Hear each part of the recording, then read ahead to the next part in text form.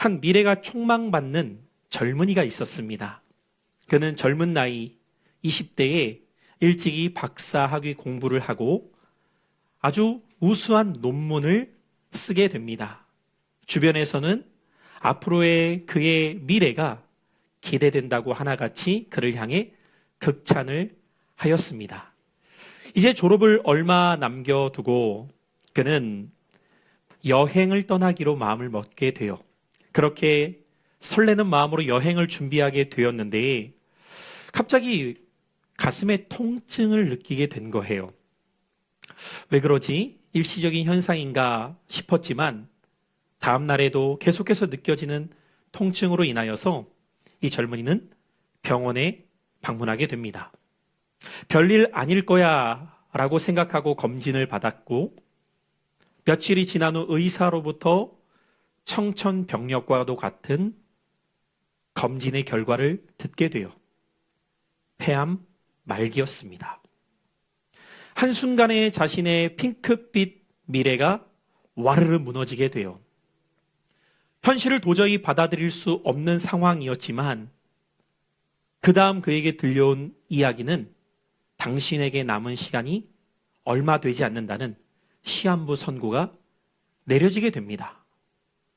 그 시간은 불과 15분. 아마 상상할 수 없는 이야기겠죠. 그는 하늘이 노래집니다. 그리고 그렇게 천장을 바라보고 있을 때 째깍 시간이 지나가요. 10분밖에 남지 않았습니다. 그때 그에게 한 소식이 들려옵니다. 당신의 친척 삼촌 억만장자가 얼마 전 돌아가셨습니다. 그의 재산을 유일한 혈육인 당신에게 모두 유산으로 남기셨습니다. 어마어마한 재산을 상속받게 되었지만 젊은이는 전혀 기쁠 수가 없었어요. 그렇게 째깍 또 시간이 지나가게 됩니다. 운명의 시간은 8분밖에 남지 않습니다. 그때 또 한 가지 소식이 그에게 들려옵니다. 당신의 학위가 지금까지 저희 대학 역사상 가장 우수한 논문으로 발탁이 되어서 최우수 논문으로 선정되었음을 알려드립니다. 라는 소식입니다. 그러나 이번에도 이 젊은이에게는 그 소식이 전혀 기쁠 수가 없었습니다. 그렇게 째깍 또 몇 분이 흘러갑니다. 이제 마지막 운명의 3분 정도를 남겨두고 마지막 하나의 소식이 그에게 들려옵니다. 그것은 그가 가장 사랑하고 소망했던 연인이 이 젊은이의 결혼을 승낙해 주었다라는 기쁜 소식이었어요. 그러나 이번에도 이 젊은이는 그 소식을 기뻐할 수 없었습니다. 어떠십니까, 여러분? 지금 제가 여러분에게 말씀드린 이 이야기는 실화의 이야기는 아닙니다. 지금 이 이야기는 단지 15분뿐이라는 연극의 이야기입니다. 어쩌면 이 이야기는 우리 전체의 인생을 짧은 15분이라고 하는 시간으로 축약하여 보여주는 인생의 한 단면이 아닌가 싶습니다. 많은 이들은 마치 이 형제가 들어온 소식을 자신의 인생의 행복으로 여기며 살아갈 때가 참 많이 있어요. 어떨 때는 내 주변에 좀 억만장자가 있어서 그런 막대한 부를 나에게 상속해주면 얼마나 좋을까. 소위 이 시대의 금수저, 은수저, 흙수저라고 말하는 시대 속에서 내가 돈을 벌기 위해서 이렇게 뼈 빠지게 몸부림치면서 살지 않아도 나에게 그런 큰 유산이 상속된다면 정말 행복할 텐데 라는 마음을 가질 때가 있죠. 그런가 하면 어떤 이에게는 나에게 좀 그런 명예가 주어진다면 얼마나 좋을까. 왜 나는 그런 머리가 없지? 왜 내 주변에는 누가 맨사에 들어갔다는 이야기를 들을 때도 있는데 왜 나는 거기에 해당되지 않지? 왜 누군가는 명문 대학, 좋은 직장에 취업하여서 사람들이 부러울 만한 그러한 스펙을 가지고 있는데 왜 나는 그런 게 없을까? 나도 그런 게 있으면 참 행복할 텐데 라는 이와 같은 명예가 자신의 인생의 행복인 것처럼 여겨질 때도 있죠. 혹은 내가 바라는 누군가, 내가 사랑하는 누군가가 나를 사랑해 주었으면 좋겠고 내가 원하는 것을 이루어 줬으면 좋겠는 마음들을 우리는 종종 가지며 인생을 살아갈 때가 있습니다. 그리고 이 모든 것들이 마치 행복의 요소인 것처럼 생각할 때가 있다는 것이죠. 그런데 만약에 한 연극이 아니라 그것이 오늘 우리에게 벌어지는 일이라면요. 우리는 내일의 일, 미래의 일을 염려하고 걱정할 때가 많은데 만약에 정말 우리에게 주어진 시간이 단 하루라면요. 여러분에게는 어떠한 소식이 기쁜 소식이 되실 수 있겠습니까? 때로는 우리에게 있어서 기쁨의 소식이라고 하는 그것은 참 상대적일 때가 많습니다. 어떤 이에게는 그것이 기쁨인데 나에게는 해당되지 않을 때가 있고요. 나에게는 기쁜 일처럼 여겨질지 모르겠지만 누군가에게는 그것이 상관없는 소식일 때가 참 많이 있죠. 그런데 이 세상을 살아가는 모든 이에게 단 한 사람도 빠짐없이 동일하게 적용될 수 있는 기쁜 소식이 될 수 있다면 그것은 우리의 생명과 관련된 일일 겁니다. 이 일에 있어서는 그 누구도 무관하다고 말할 수 없을 것이기 때문이죠. 모든 사람들은 자신의 삶이 행복하기를 바랍니다. 그래서 어떻게 하든지 간에 그 행복을 얻기 위해서, 행복을 찾기 위해서 노력하며 살아가는 듯 보입니다. 그런데 여러분 주변에 혹시 근래에 정말 내 인생 너무 행복해 라고 말하거나 그런 모습을 보였던 사람을 얼마나 만나보셨습니까? 모두가 다 자신의 삶을 행복하게 살기를 원하면서도 정말 그렇게 행복을 누리면서 살아가는 사람을 만나기가 현대사회에는 더 힘든 것 같습니다. 왜 그럴까요? 무엇이 문제인 것일까요? 그것은 행복을 잘못된 길에서 찾고 있기 때문이죠. 마치 사람들은 행복을 무엇인가를 소유해야 얻을 수 있을 거라고 생각하는 경향이 큰 것 같습니다. 내가 이것이 있으면 행복할 텐데, 내가 이렇게 되면 행복할 텐데 라고 생각하며 행복을 무엇인가를 얻어야 주어질 수 있는 것이라 생각할 때가 있다는 것이죠. 그러나 여러분, 행복은 소유에서부터 우리에게 주어지는 것이 아닙니다. 그렇기에 어떠한 소유를 통해서 행복을 찾고자 한다면 평생을 찾다가 그것을 찾지 못한 채 인생이 끝날지도 모릅니다. 도대체 우리는 이 행복을 어떻게 소유할 수 있는 것일까요? 무엇인가를 얻어서 얻는 것이 아니라 하나님의 말씀인 성경은 우리가 행복의 길을 어디에서 발견할 수 있느냐?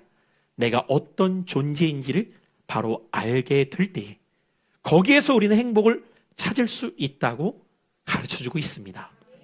다시 말해 내가 누구인지 to be, 나라고 하는 정체성, 이 존재에 대해서 제대로 알지 못하게 될 때 우리는 무엇을 얻는다고 하여도 그것이 우리에게 행복을 가져다 줄 수는 없다고 말씀드리는 거예요.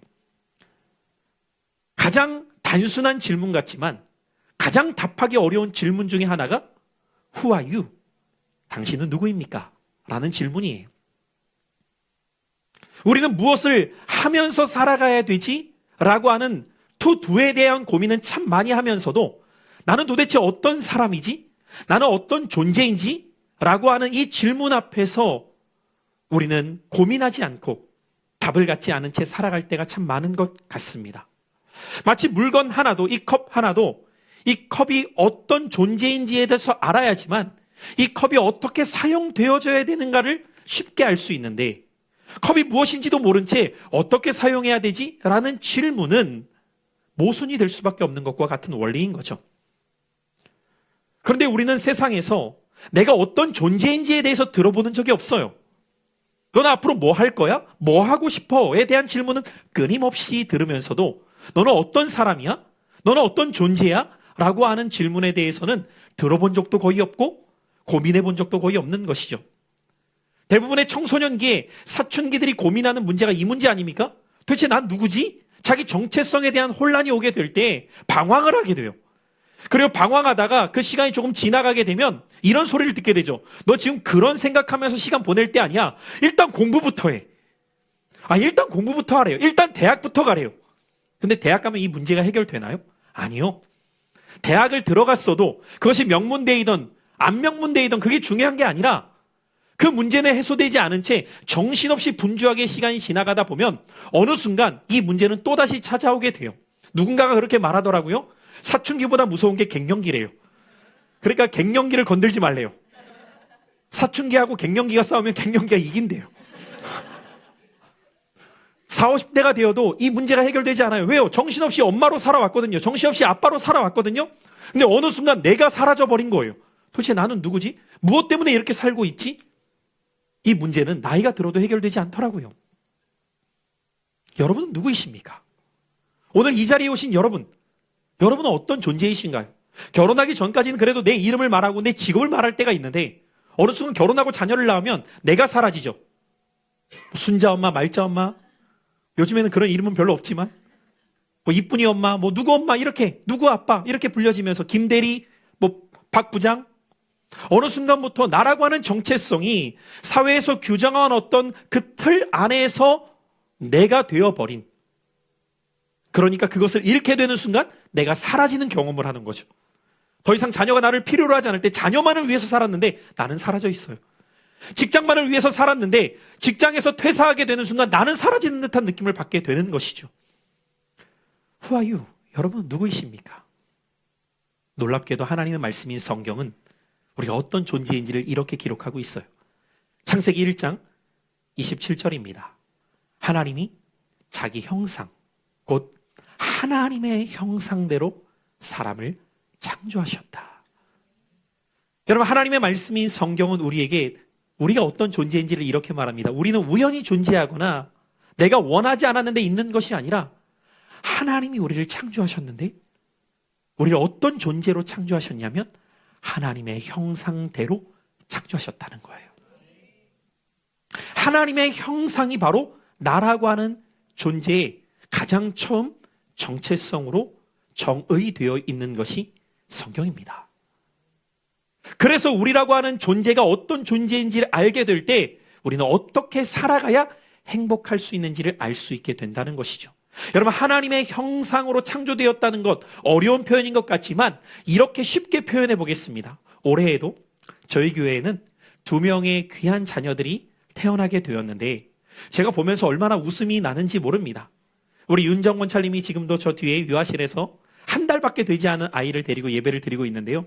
그 모습을 보면은요, 아빠와 엄마를 참 닮아 있어요. 어제는 저희 아내가 우리 조경열 집사님, 우리 첫 아이를 낳아서 좀 도와주기 위해서 갔는데 사진과 영상을 좀 찍었더라고요. 제가 보면서 얼마나 웃었는지 몰라요. 조경열이네, 조경열이네. 제가 이러면서. 이야, 아직 한 달도 되지 않았거든요. 이게 2주 됐어요. 2주 된 아이인데 얼굴이 저 조경열이에요. 이렇게. 말해주는데 얼마나 웃긴지 몰라요. 그 모습이 여러분. 여러분 성경에서 하나님의 형상이 어떤 의미인지 아세요? 우리가 하나님 닮았다는 거거든요. 우리가 하나님 자녀라는 거거든요. 근데 여러분 그 이야기 속에서는 어떤 의미가 함께 담겨져 있냐면 그렇게 갓난 아이들 저 뒤에 와 있는 우리 예하나 또 지금 아직 가정에서 예배를 드리고 있는 이내나 이 2 아이의 공통점은 무엇인지 아십니까? 부모가 없으면 이렇게 사랑스럽고 이렇게 존귀한 생명도 죽을 수밖에 없다는 거죠. 이 아이는 절대로 스스로 제가 오늘부터 숟가락질 할게요. 10달 동안 뱃속에 있는데 얼마나 힘드셨어요? 걱정 마세요. 제가 알아서 목욕할게요. 이런 아이 없더라고요. 어제 저희 아내도 이제 예별 집사가 아직 출산 후 몸조리를 해야 되다 보니까 우리 이내를 목욕을 대신해서 좀 시켜줬다고 하는데 목욕을 시켜주는데 이 녀석이 신뢰를 범했다는 거예요. 옷이 싹 그냥 버렸다는 거예요. 목욕 시켜주다가. 그러면 이 아이가 막 그럽니까? 부끄러워요. 창피해. 그러지 않더라고요. 그냥 온전히 몸을 맡기고 씻겨주면 씻고 먹여주면 먹고 재워주면 잡니다. 우리의 인생은 이렇게 부모의 손길 안에서 의존성을 가지고 시작되어서 부모의 사랑 가운데에 행복을 누리면서 성장하기 시작해요. 제가 종종 이런 질문을 할 때가 있거든요. 우리의 일생 가운데 가장 행복할 때가 언제인 것 같습니까? 여러 대답이 나옵니다. 근데 제가 보았을 때 우리의 일생 가운데 가장 행복할 때가 언제냐? 다른 걱정 안 하고 부모 밑에서 클 때입니다. 조금만 커보십시오. 내 힘으로, 내 의지로, 내 노력으로 인생을 살아가려고 할 때 그 책임감과 부담감이 우리를 짓누르기 시작합니다. 그래서 우리는 스트레스라고 말하죠. 압박감이 오기 시작해요. 내 힘으로 살아가야 되는데 그럴 능력이 내게 제한적임을 인생 속에 너무도 자주 경험하기 시작하기 때문이죠. 그런데 부모가 있다면요. 나를 책임져 줄 수 있는 부모가 있다면 우리는 그 안에서 안전함을 누리기 시작해요. 그리고 그 안전함을 넘어서서 평안함이 느껴지기 시작합니다. 성경은 우리가 하나님의 형상대로 지음받은 존재라고 말하고 있어요. 그리고 이렇게 하나님의 형상대로 지음받은 우리들이 하나님 안에서 하나님 품에 있을 때 행복하다고 말하는데, 우리의 삶의 불행이 어디서부터 시작되었느냐? 인간이 하나님을 더 이상 필요치 않게 되었을 때문이라고 성경은 가르쳐 줍니다. 사람들이 가장 듣기 싫어하는 표현 중에 하나가 무엇인지 아십니까? 당신은 죄인입니다 라는 표현이에요. 내가 왜 죄인인데? 내가 뭘 잘못했는데? 라고 생각을 하죠. 우리가 하나님의 말씀인 성경을 읽다 보더라도 성경에서 자주 발견하는 표현 중에 하나가 무엇이냐면 죄라고 하는 단어와 죄라는 표현입니다.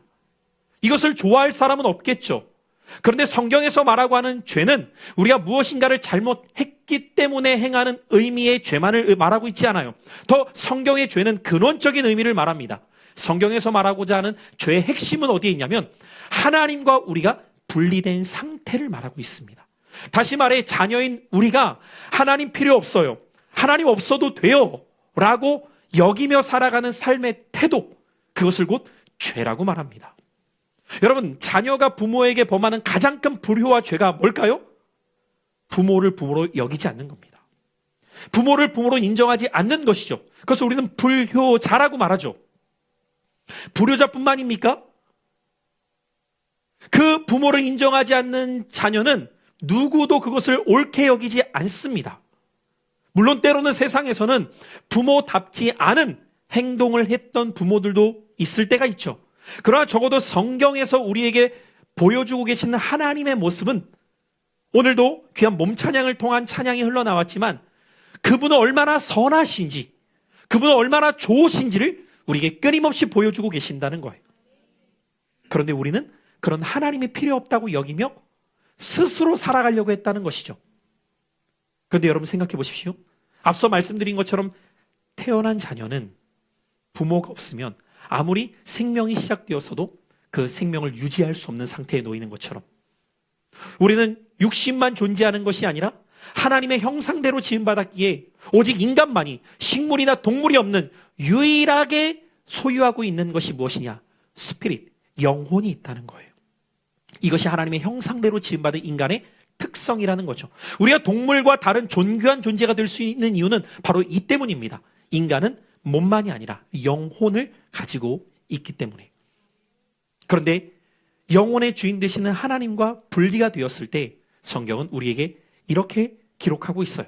로마서 3장 23절의 말씀, 제가 이 말씀을 가로치고 좀 의미를 풀어서 이렇게 써봤는데, 모든 사람이 죄를 범하였음에, 여기서 죄라는 단어를 이렇게 표현해 볼 수 있습니다. 하나님을 떠났음에, 하나님과 분리되었음에, 하나님의 영광에 이르지 못했다는 것은 하나님의 생명을 더 이상 누리지 못하게 되므로 우리에게 찾아온 것은 무엇이었느냐? 로마서 6장 23절은 이어서 이렇게 기록합니다. 죄의 삭, 결과는 사망이라는 거예요. 다시 말해 죄는 무엇이라고 제가 앞에 말씀드렸죠? 하나님을 떠난 것이라고 말했습니다. 하나님이 생명의 근원이신데 그분을 떠나게 되었을 때 당연히 그 결과는 어떻게 되느냐? 죽음에 이를 수밖에 없었다는 거죠. 지금 갓 태어난 귀한 생명이라 할지라도 이 생명이 돌봄이 없으면, 부모가 없다면 죽을 수밖에 없는 것처럼 우리가 그런 상태에 놓일 수밖에 없었는데, 그런 우리를 지켜볼 수 없었다는 거예요. 저도 자녀를 키우지만 참 신기한 게 무엇인지 아십니까? 자녀는 때로는 부모의 마음을 속상하게 하고 아프게 할 때도 있습니다. 그때 부모는 혼낼 때도 있고 훈육할 때도 있죠. 그런데 돌아설 때 부모의 마음이 어떤지 아십니까? 내가 꼭 그렇게까지 했어야 됐나? 괜히 미안해질 때가 생겨요. 그리고 반항기 사춘기의 자녀라 할지라도 결국은 그 자녀를 품는 것은 부모입니다. 자녀는 나 더 이상 부모 얼굴 안 봐도 돼 라고 말하는 자녀가 있을지 몰라도, 부모 중엔 난 평생 내 자녀 안 볼 거야 말은 그렇게 할지 몰라도 마음 한켠에 늘 시림의 아픔이 있는 것은 그것이 부성애요, 그것이 모성애이기 때문이죠. 그런데 사랑이 풍성하신 하나님께서는 하나님 싫다고 인간이 떠났는데 그 인간을 포기할 수 없었던 거예요. 그래서 어떻게 행하셨느냐? 하나님의 은사, 하나님의 선물은 어떤 모습으로 나타나게 되느냐? 인간 스스로가 하나님께 나아가지 않았을 때 하나님이 인간에게 찾아오셨다는 겁니다. 그리스도 예수, 우리 주 안에 있는 그 생명을 들고 우리에게 찾아오셨어요. 오늘 우리가 함께 읽었던 말씀이 바로 그것을 우리에게 보여줍니다. 요한복음 3장 16절은 기독교 신앙 복음의 핵심을 우리에게 표현하는 말씀 중에 하나인데, 하나님이 저와 여러분 세상을 이처럼 사랑하셨다는 거예요. 그 사랑이 어떻게 나타나게 되셨느냐? 그를 믿는 자마다 멸망치 않고 다시 영원한 생명을 얻을 수 있게 하시기 위해 인간의 몸을 입고 이 땅 가운데 오셨다는 것입니다. 여러분 한번 이렇게 생각해 보십시오. 많은 분들이 기독교 복음을 들을 때 내가 어떻게 그것을 믿을 수 있어? 난 못 믿겠어 라고 생각하는 분들이 계세요. 그런데 만약에 여러분, 가정이지만 실제로 우리가 인생 속에서 경험할 수 있는 일 중에 하나가 무엇입니까? 질병이죠. 제가 서두에 한 젊은이의 병을 말씀드렸는데, 만약에 그것이 내 삶 가운데 언젠가 일어난 사건이라고 생각해 보십시오. 그럴 일이 없어야겠지만 만약에 암이 나에게 생겼습니다. 그대로 두면 죽는다는 것을 압니다. 어떻게 하실까요? 여러분에게 가장 필요한 존재가 누구일까요? 당연히 의사일 겁니다. 그 의사도 그냥 의사가 아니라 내 병을 고칠 수 있는 유능한 의사가 반드시 필요하겠죠. 그런데 천만 다행히도 이 병을 고칠 수 있는 의사가 있다고 생각해 보십시오. 그리고 그 의사가 더 감사하게도 저를 수술해 주겠다고 생각해 보십시오. 그때 혹시 이렇게 반응 보이는 분 계시겠습니까? 나 지금까지 저 의사 몰랐는데? 난 한 번도 저 의사랑 교제해 본 적도 없고 내가 알지도 못해. 근데 내가 어떻게 믿고 내 몸을 맡겨? 아예 안 되지. 목에 칼이 들어와도 내 배는 손 못 대지. 그럼 죽습니다. 여러분 혹시 여러분은 어떤 의사를 아셔서 질병이 있을 때 진찰을 받고 수술을 받으시나요? 아니요. 저도 큰 수술은 아니지만 인생 가운데 몇 번의 수술을 받았는데 어떤 의사인지도 몰라요. 솔직히 그 의사가 어떤 의사인지 이름도 몰라요. 어떤 중년의 여인이 정기검진을 받았는데 왠지 느낌이 이상한 거예요. 그런데 의사가 거기에다가 자기의 진료서에다가 뭐라고 쓰는데 이렇게 쓰더라는 거예요. 소근암. 나 암인가 봐. 그때 의사가 말합니다. 부인, 너무 걱정하지 마십시오. 큰 질병이 아닙니다. 선생님, 저는 마음의 준비가 됐어요. 솔직하게 그냥 말씀해 주셔도 돼요. 아니요, 그 정도 병 아니에요. 괜찮아요. 약 잘 드시고 몇 번 내원하시면 나을 수 있습니다. 선생님, 얼마나 살 수 있나요? 왜 그러시냐고. 저 선생님 쓰는 거 봤다고 거기다가 소근암이라고. 소근암은 제 이름입니다. 얼마나 당황스럽겠어요. 소근암이라고 쓰니까 암인 줄 알았던 거예요. 의사 선생님의 이름이 소근암이에요. 여러분이 진료받은 의사 선생님들 이름 다 외우고 다니십니까? 끝난 다음에 뭐 음료라도 사들고 와서 식사 함께 하시죠. 그러십니까? 교제하면서 평생 은인으로 여기면서 함께 지내십니까? 그렇지 않는데도 불구하고 여러분의 몸을 맡기시잖아요. 그렇지 않는데도 불구하고 치료받아야 되면 치료받으시잖아요. 여러분, 기독교 복음은 오늘 이 시대에 대한민국, 이 파주, 운정이라고 하는 작은 지역에서 우리만 알고 있는 신앙이 아닙니다.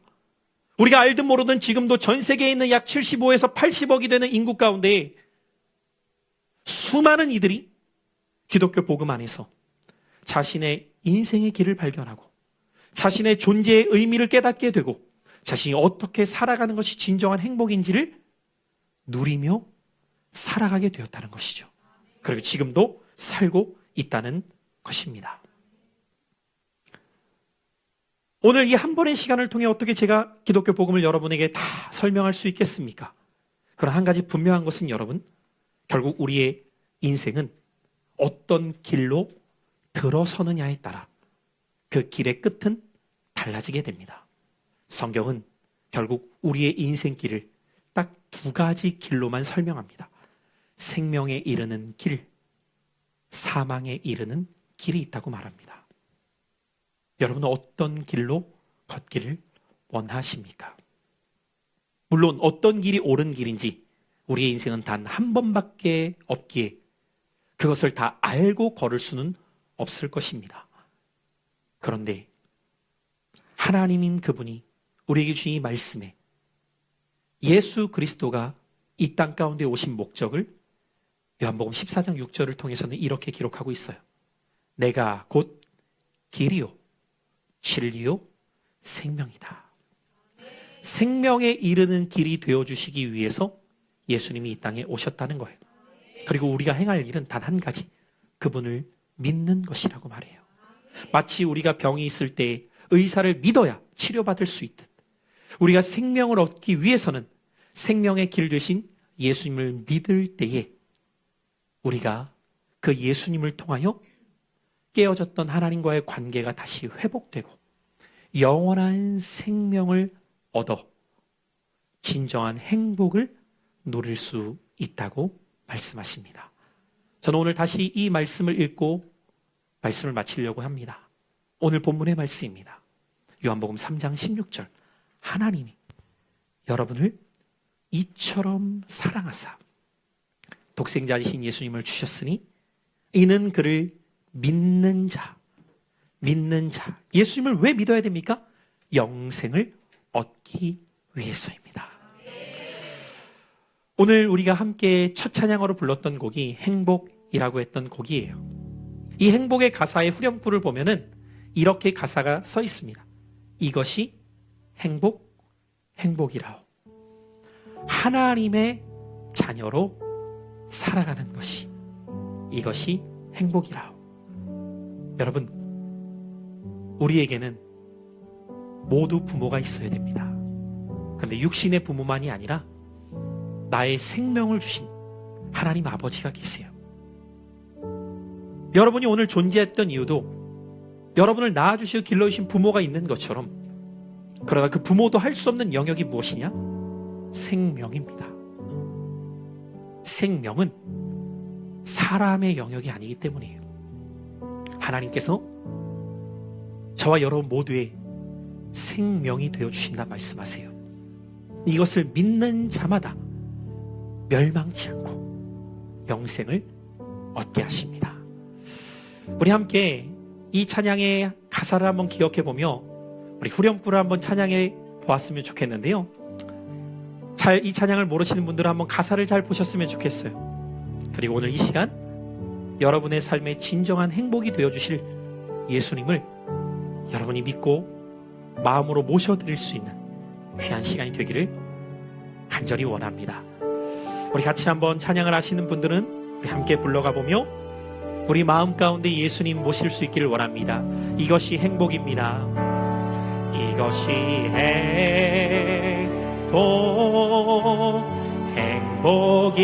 행복이라오.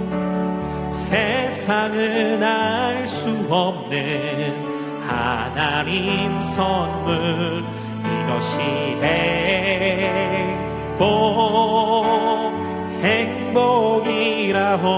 행복이라오. 하나님의 자녀로 살아가는 것, 이것이 행복이라오. 한 번 더 우리 고백할까요? 이것이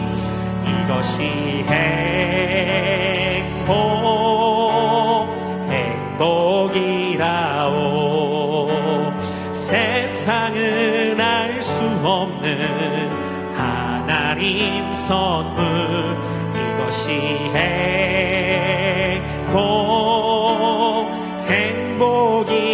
행복이라오. 하나님의 자녀로 살아가는 것, 이것이 행복이라오.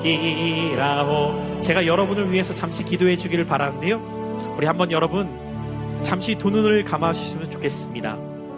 그리고 오늘 이 자리에 오신 여러분의 인생 가운데 나라고 하는 존재의 정체성은 관계 속에서 정의될 수 있습니다. 그리고 우리의 인생의 가장 처음 분명히 맺어야 될 관계는 나에게 생명을 주신, 생명의 근원 되시는 하나님과의 관계입니다. 그 관계가 바로 설 때 우리의 인생의 행복이 시작될 수 있는 거죠. 여러분, 오늘 이 자리에 어떤 마음으로 오셨든지 이 발걸음이 여러분의 삶에 진정한 생명에 이르는 발걸음이 되시기를 바랍니다. 그리고 여러분의 삶에 예수님이 어떠한 분인지를 오늘 이 시간 다 모른다 할지라도 교회는 그분이 어떠한 분이신가를 알아가는 곳입니다. 그리고 그분을 알게 될 때 내 인생 최고의 만남이 예수님과의 만남이 될 수 있습니다. 이 시간 여러분을 위해 제가 잠시 기도하겠습니다. 사랑하는 주님, 오늘 이곳에 천하보다 귀한 한 분 한 분 올 수 있음에 감사합니다. 하나님, 우리의 삶에 예수님을 믿고 살아가야 되는 이유가 있다면 그분이 나의 생명의 근원이 되시고 그분이 나의 참 행복이 되시기 때문임을 기억하게 하여 주셔서 오늘의 이 발걸음이 오늘로 끝나는 것이 아니라 계속 이어지는 발걸음 되게 하여 주셔서 영원한 생명을 함께 얻고 누릴 수 있게 하여 주시옵소서. 또한 사랑하는 신광 공동체를 통하여 예수님을 더 깊이 알아가는 은혜가 되게 하여 주셔서 이 여정을 이곳에 있는 이들과 함께 기쁨으로 걸어가는 이곳에 있는 모두가 되게 하여 주시옵소서. 이제는 죄와 사망에서 우리를 구원하신 우리 주 예수 그리스도의 은혜와 하나밖에 없는 예수님을 우리의 생명 되시기 위해 보내주신 하나님 아버지의 그 극진하신 사랑하심과 성령님의 위로와 충만하심이 오늘 이 아침 귀한 발걸음을 주 앞에 와 왜 예수님을 믿고 살아가야 되는지를 말씀을 통해 듣고 마음의 문을 열고 예수님을 모셔드려 영원한 생명과 행복으로 나아갈 수 있도록 다짐하고 돌아가는 이곳에 계신 귀한 성도님들 머리머리 위에 이들의 삶 가운데에 이제로부터 영원토록 함께 하옵시기를 간절히 축원하옵나이다. 아멘.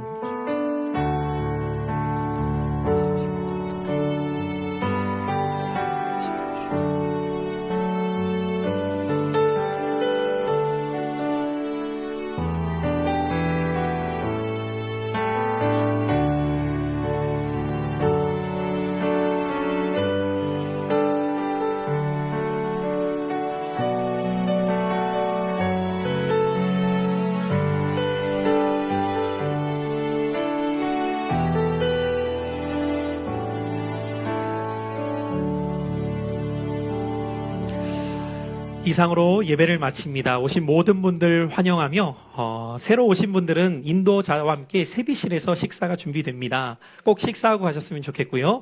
우리 다른 성도님들께서도 함께 귀한 식사 교제와 은혜의 나눔 되시기를 바라고 오후에 뵙도록 하겠습니다. 감사합니다. 서로 인사하시고 자유교제 하시기를 바라겠습니다.